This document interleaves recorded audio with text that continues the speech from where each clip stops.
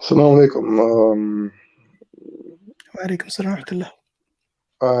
I'm from Europe, and I have just a simple question. Okay. Go ahead. Can you hear me?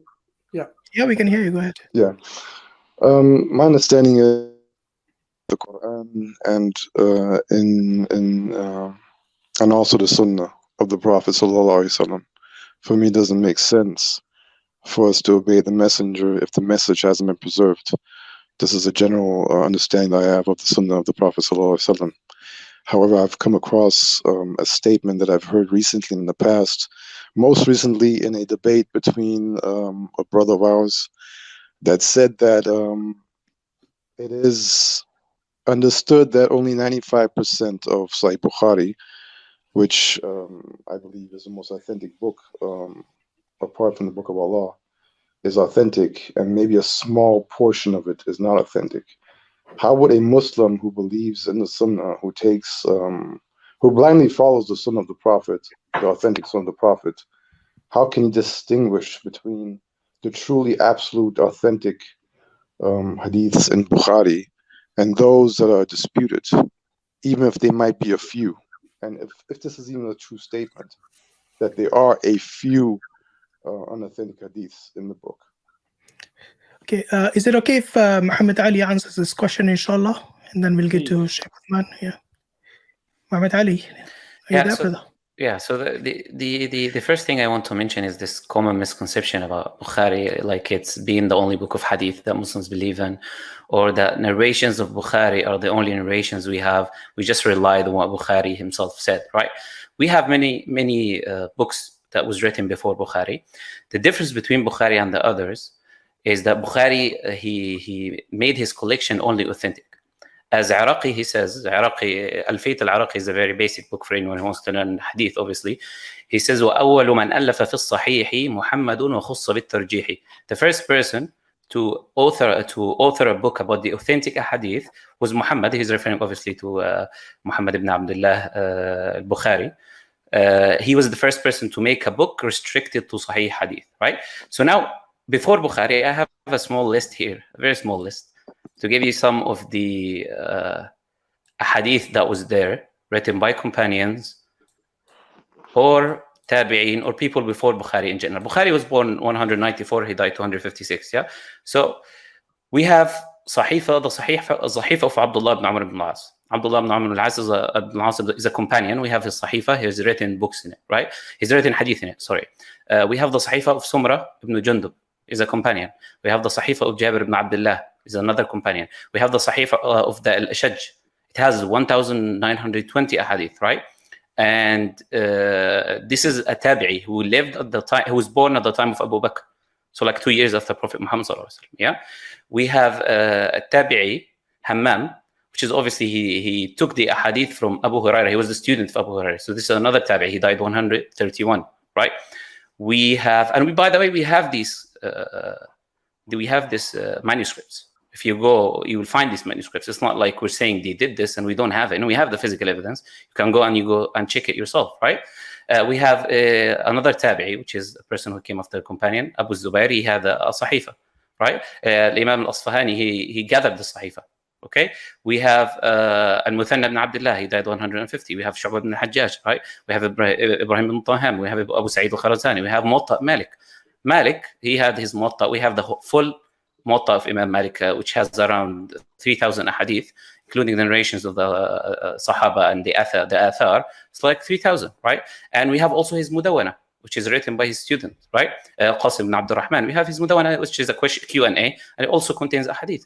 We have a hadith from Imam Shafi'i in his books, Al-Risala, Al-and other hadith, right? We have Jam' Ma'mar ibn Rushd, right? Who died 153, right? It's in Sana'a, it's in Yemen. If you go, you can read it yourself. We have Abdullah ibn Mubarak. He wrote Kitab al-Zuhd, he wrote Kitab al-Jihad, he wrote al-Musnad, he wrote many other books, right? So these are just a little few. I can give you a lot more, by the way. This is just some of the people who wrote even before Bukhari was born, right? So if you take Sahih al-Bukhari and you throw it somewhere else, that's not an issue for us. Reality is all of these hadith was there before Bukhari was there, right? Musnad Imam Ahmad and Musnad Abu Shayba, it has more. Musnad Imam Ahmad alone has 3 times the hadith in Bukhari. We have mustakhrajat, which are written on the hadith narrated in Bukhari, but in different books of hadith, right? So it's not like we're relying on Bukhari. But let me mention this key point. Why do we accept? Why do we keep mentioning Bukhari? Why do we say it's the second authentic book after the Quran? And I think this is a point where people miss. The reason we say that is because the nation, the ummah of Prophet Muhammad ﷺ have accepted the book to be authentic. So what is validating the book is not Bukhari himself, but the nation, the ummah, gathering on this book and saying this is authentic.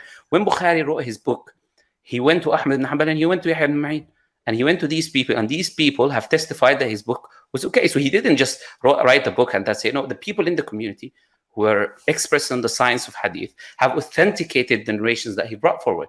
Yahya ibn Ma'in, for example, he used to go and teach his teacher. He used to go to Abdullah ibn al-Madini and he listens to Abdullah ibn al-Madini. And one time he said, let me teach him, let me test his memory. He's okay, he's everything, but we don't know his memory, he's old now. So he sat down and he mixed the narration, the chain of narration with the matn, with the words itself.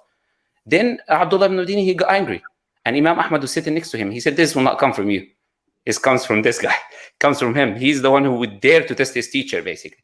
They used to teach their own teachers. The reason being, this is the religion, right? We don't rely on what people just say, this is authentic, this is not authentic. No, the community used to know who the liar were. The people used to go on the street and say, Fulan is a liar. This person is a liar. He's screaming the road. Don't take from this guy, he's a liar. If he made one lie about a hadith. So the reality is it was a consensus of a community. And that is the reason we accept it. Allah subhanahu wa ta'ala, he says in the Quran, in chapter 4, verse 115, he says, وَمَنْ يُشَاقِقِ الرَّسُولَ, whoever opposes the messenger and takes any way other than the way of the believers. So what validates the consensus is the Quran. The Quran states that if the believers have a consensus upon a certain topic, a certain subject, then we accept it. So the reason we're accepting this hadith is because the Quran validates the consensus of the believers, right? And also Allah, he says in the Quran about the companions, they are trustworthy, you can take from them. He says in chapter 9, verse 100, right? That those who follow them and the companions, Allah is pleased with them. And they are pleased with him. So we are not just basing things on what we think, rather that we have a very strict criteria, right? The issue is, as the Sheikh stated, is that the people don't learn. The people don't look what authentic chain is. Like the brother who came, his name is Muhammad ibn Khalid, I think, or something like that. His question was out of ignorance of the understanding of hadith. He thinks that people, for example, today who authenticate a hadith or say the hadith is weak, this is started today, for example, and this is just the opinion of Sheikh al-Albani. No, this was at every age from the time of Prophet Muhammad. These people existed from the beginning, and these people used to authenticate the narration from the beginning. Even the companions, even though they accept that the other companion is a trustworthy, just companion, they used to ask for evidence. Like Abu Bakr as-Siddiq, some other companion have told him a certain thing. He says, who heard it from, who other than you heard it from the Prophet? And that doesn't mean that he's questioning his integrity. No, because this is religion. He's making sure 100% that this information is true. So the process of authentication existed from the beginning. Then when we reach the time of Bukhari, the major scholars of hadith accepted Bukhari to be the most authentic hadith book. Why? Based on the criteria he used. It was the most strict criteria of anyone to use in hadith terminology and hadith methodology, right? Now you say if someone is criticizing some of a hadith of Bukhari, you have people who are under Bukhari, bring someone who's first from the level of Bukhari to criticize Bukhari. We have Imam al-Daraqutni, of course, he's a major scholar, right? But his majority of his criticisms was that, oh, Bukhari, look, you have this criteria, but you didn't follow this criteria in this hadith. He's not talking about the hadith itself. He's talking about Bukhari's criteria of hadith. He says, you said the condition that a person must meet another person, for example. This person didn't meet this person. So you missed this criteria in this hadith. So criticisms are not what people think, that they criticize the hadith itself for necessity. No, sometimes they criticize the criteria that the person, he said, I'm going to follow this criteria in my book, right? So the reason we accept Bukhari, I hope I made this point clear. The reason we accept Bukhari is because it was the consensus of the Ummah. All the hadith of Bukhari exist before Bukhari. You can go, you can read it yourself, you can see it. It's not like we need Sahih al-Bukhari, right? But we accept it because of the acceptance of the ummah of it. Muhammad Ali, I don't have a problem. I understand that there are works that were made before Sahih Bukhari. I understand there are works that were within 50, 60, 70 years between the Prophet and the companions of the Tabi'in. I understand all these things. The problem I have recently is that, and I'm sure I can say this without it falling on the backbiting because it's documented. I was watching a debate between Hamza and this little, I'm not going to call it devil, but this person called Hatun Tash.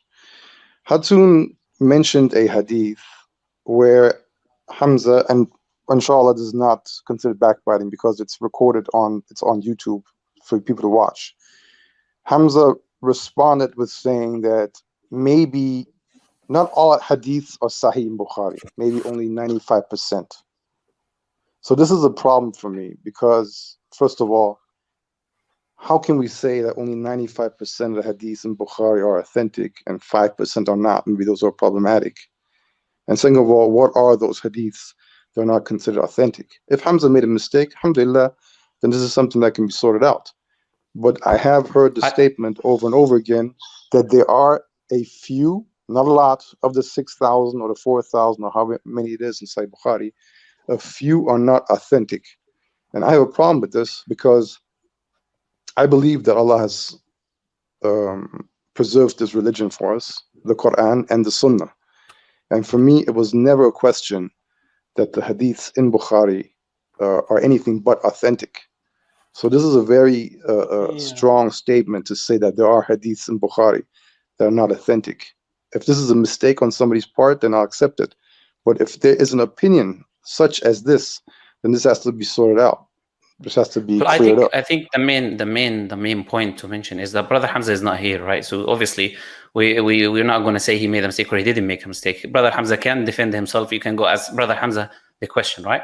Now, dealing with the topic you're speaking with, we said there is a difference between saying 95 of the hadith are authentic and saying that the 5% have been criticized. For example, if I criticize something, that doesn't mean necessarily my criticism is correct, right? So it's just because some of the ahadith was criticized by a group of people does not mean their criticism was necessarily correct. Now, when you say, how do you know which ahadith has been, this is not a new topic, by the way. If you ask any scholars have mentioned and talked about this. They say that there are ahadith that a few groups of people, and I'll give you an example. Imam al-Daraqutni, he wrote a book. You can read Imam al-Daraqutni's criticisms of which ahadith, what he spoke about them, what did he say, was his criticism correct or not? And the scholars of hadith, they say, majority of the time, where there is a criticism on a hadith that Imam Bukhari have said, the truth is actually with Bukhari. It's not with the person who's criticizing Bukhari. So yes, there are a hadith criticized. And by the way, we don't say Bukhari. This is something we need to understand. Bukhari is not Allah, right? So Bukhari can make mistakes. No one states that Bukhari has no mistakes completely. No, but when you look at like a handful of hadith, for example, in Bukhari, that maybe there is talk about them and one of them might be correct or one is not incorrect, that's fine. How do we know they're not correct? Through the science. How did we even find out that there is a 5%? That proves that the science is working. The people. I keep hearing this. That there are some hadiths that are not. I keep hearing this. There are some hadiths that are not be correct. But what are those hadiths? I never hear what they are. As I told you, Imam I'll let the Sheikh speak because he wants to say something.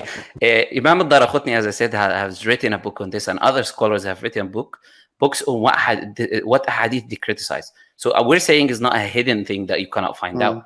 What have you researched yourself? That's the question. Have you went to someone of knowledge who specialized in hadith, like Imam Wa'thman here, Sheikh Wa'thman, and you ask him who wrote and what hadith are criticized, or you just heard the topic and you didn't research it, right? So let me just jump in here. Jazakumullah khairan. Yeah, of course. Muhammad, wallahi, beautiful explanation. So let me just explain one thing first, my dear brother. There is, and I'm not going to talk about Hamza because I didn't hear it, and Allah is a good brother, mashallah. And I don't know what happened at Q&A, so this is nothing to do with him or his comment. I'm just going to make a general comment. First thing to understand that when we talk about Sahih al-Bukhari, we're talking about not just the book, we're talking about all of the chains and all of the mutun. Imam Bukhari has, and again, I don't have the numbers in front of me, maybe some of the book can help me, but it has about 2,600 unique ahadith. About, okay? With repetition, it gets to be 7,900 something, or some more than 7,000, okay? It's very important to understand what I'm saying. So Imam Bukhari brings a hadith, a matan with a particular sanad, and then he would repeat that in different abwab. Brother from, what's his name? The one who's the caller. You understand what I'm saying? Skeptic, brother, you understand what I'm saying? Yes, I'm listening. Sorry. Okay. So when we study, I studied Sahih Bukhari with the Sheikh in Pakistan, and we went through the whole book, hadith by hadith, sanad by sanad, chain by chain. So what would happen is sometimes he would bring a particular sanad, and it was 100% authentic, no problem, all of them are hafad and so on, that bring a particular wording. Now when he repeats it, he brings another sanad. This is kind of a little bit technical, but I hope this will help you, okay? Now it's the same wording, it's already established by the first mention through a uncriticizable, impeccable, whatever you want to say, beautiful sanad. He will bring another acceptable sanad, but here it might have a rawi who doesn't meet the criteria of Bukhari himself. Okay? Now, why did Imam Bukhari do this? If you look at the shuruh of Bukhari, he did it because he's repeating the matan, the same wording, it's already been established, but now he's bringing different chains to show you that it has come through many different chains. You understand? This is from the amazing way of the compilation of Bukhari. Now, some of those asanid will have a narrator that was criticized by the likes of Muhammad Darqutni or Ibn Jawzi. Many of them were mutashaddideen. There were people that were really extreme in their criticism and so on. So in essence, what's in Sahih al-Bukhari is all acceptable. Okay? Now, we have no such percentage done of 95 or 90. I don't know if anybody's done any kind of statistical analysis, but there might be some narrators that have been criticized, but that doesn't mean the hadith is da'if. You understand what I'm saying? You feel me? No, it doesn't have to be. It doesn't have to be da'if, but it could be just hasan. I mean, it could be. No. It doesn't, so again, if there's criticism of a narrator, then excellent. But the earlier matan, through a different sanad, already established it to be sahih. So even if this sanad is hasan, it gets bumped up to sahih li ghayrihi. Right? That's how it works. You understand what I'm saying? Yes. So now my final little package to kind of like end this here is, for the average Muslim, first thing we have to acknowledge is the Quran and ahadith, as our brother, mashallah, Muhammad eloquently explained, have been preserved through much more than just Bukhari. Okay? So we believe in the Quran, we believe in the established Sahih, Mutawatir, or Sahih ahadith that are established through a science that has been verified by millions, and I'm not exaggerating, scholars over the generations, meaning from the time of the Prophet ﷺ till our time. Okay? So there is that entire science. One of the best works from that is Sahih al-Bukhari, by the agreement of this ummah.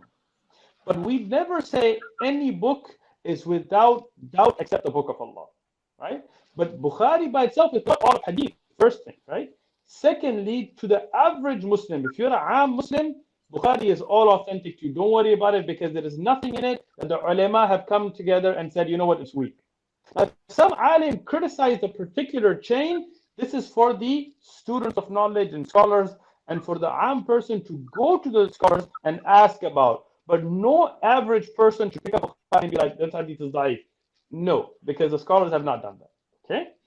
So, don't worry about statistics of 95 and 95. Don't get into all of that. The criticism and defense of the rawis in Bukhari have been discussed and are learned by Tullab ilm, like Akhuna Muhammad and others. May Allah reward them. For you, go to brothers like that.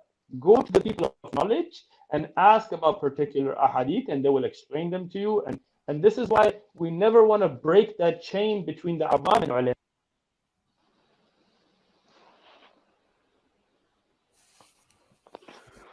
Man, you guys need to make dua. Yeah, you're muted, Hashim, brother Hashim, you're muted. Yeah, you have to make dua for his mic, inshallah. Inshallah. All right, brother skeptic. Sorry, I forgot your name. I hope you got your response. We'll have to let other. Can I say one thing before he goes? Brother skeptic. Brother skeptic. A very important point that the Sheikh have mentioned. Maybe you have not noticed correctly. He said not everything mentioned in Bukhari is hadith. Is authentic Sahih. Imam Bukhari, his book is called Al-Musnad al-Sahih.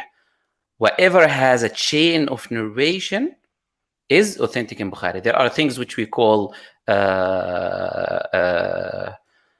ta'liq. So Bukhari has mu'allaqat, which is a person says balagana, someone have told us a certain statement, but there is no chain of narration. So Bukhari is claiming that which has a chain of narration in the book is correct. Not everything in the book is correct. Inshallah. All right, thank you, brother. قال يا عشيرتي جميعكم حتى ابنتي لأغني عنكم فاعبدوا إلهكم ووحدوا. إذا أعجبك الفيديو لا تنسى الإعجاب والتعليق، ولكي يصلك كل جديد اشترك الآن.